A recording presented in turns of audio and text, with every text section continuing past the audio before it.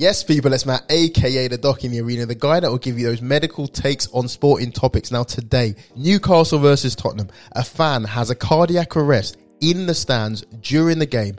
A player notices, tells the ref stops the game. The Newcastle doc then sprints across into the stand with the defibrillator, hands it over. Then another doctor comes in and starts resuscitating this fan directly there in the stands. It was literally like something out of WWE. All sorts was going on. Really interesting to discuss. And a lot of people have been asking me questions, so I'm going to react to it today. If you like this type of content, hit like, subscribe, jump in the comments, and we keep it moving. What I'm doing today, I'm going to describe to you exactly how medical provision works in a stadium. Some of the practicalities that make that difficult sometimes. And weirdly, out of pure coincidence, about 3 weeks ago, I ended up in the stands trying to help a fan who was unwell also. So I'll briefly explain what happened in my situation and my opinions on that. Let's go. So firstly, medical provisions within a stadium. It's really simply structured. 2 separate medical teams. You have, firstly, the field of play medical team.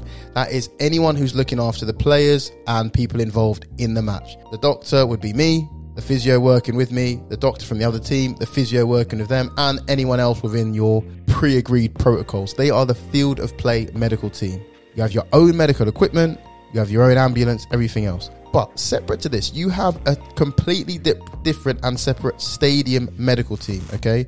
And that is normally headed up by a doctor, the chief medical officer, probably has a couple of other doctors helping them, and paramedics and volunteers spread throughout the stadium, trying to provide the best medical care for, tens of thousands of people all crammed into this one area. Again, separate medical equipment, separate ambulance, separate protocols, okay? And that works really well. Separating the two makes it work all the more efficiently. And most of the time, I don't interact with the stadium medical team at all. That's how it normally works. But as you can imagine, St. James's Park, for example, is a massive football stadium. I think it's at least 50,000 people, probably more. Providing medical care for a stadium is extremely tricky in practical terms, okay? Because not everyone can be everywhere at once if something happens. So each stadium will have their own pre-agreed protocols, and it'll work something like this. Imagine, say something happens to a fan.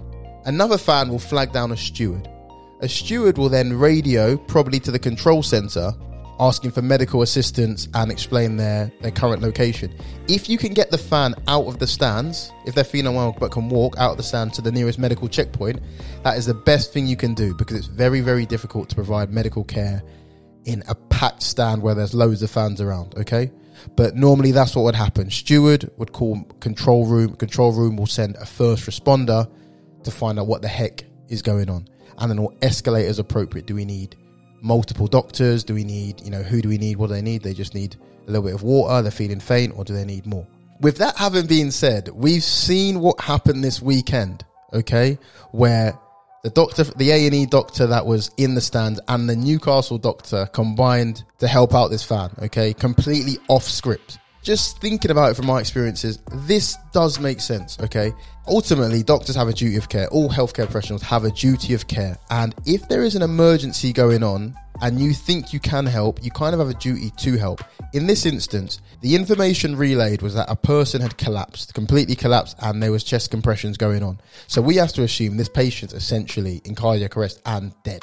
So if you're the Newcastle doctor, okay, your players are fine. You need to get over to someone who needs your help ASAP, at least until the stadium doctors are there and can relieve you. The fan that's a doctor, he has to respond as well. And in these situations, the most important thing you need to know is time. It is time critical. If someone's had a cardiac arrest, you need to shock them within 2 to 5 minutes. Get a shock, get a defibrillator on and shock within 2 to 5 minutes, and high quality chest compressions if they are to stand a chance of surviving. So both doctors knew that. Both doctors acted completely appropriately, and really impressed with how it all worked out, considering they're working purely off instinct. So much respect to that. So a lot of people ask me, hold on, why did the referee stop the game? And the reason is, ultimately, the fan was at the front, wasn't he? So you might need to land a helicopter on the pitch, the emergency helicopter on the pitch. You might need to drive an ambulance through the pitch to get to the fan.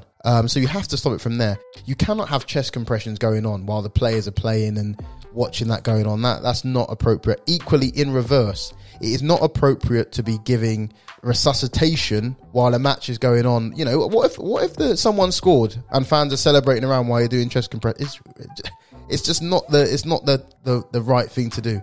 You know, the fan experience is compromised. The fans' medical care is compromised.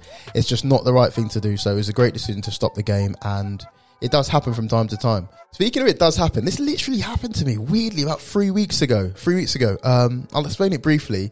I was the home team doctor, but we could see the away stand, and we could see just like some hullabaloo going on essentially. And then the corner of our eye, we saw one paramedic come across, and then another paramedic come across, and the stretcher crew come across, and all sorts was going on. So after about 5 minutes, we were like, maybe something serious is going on.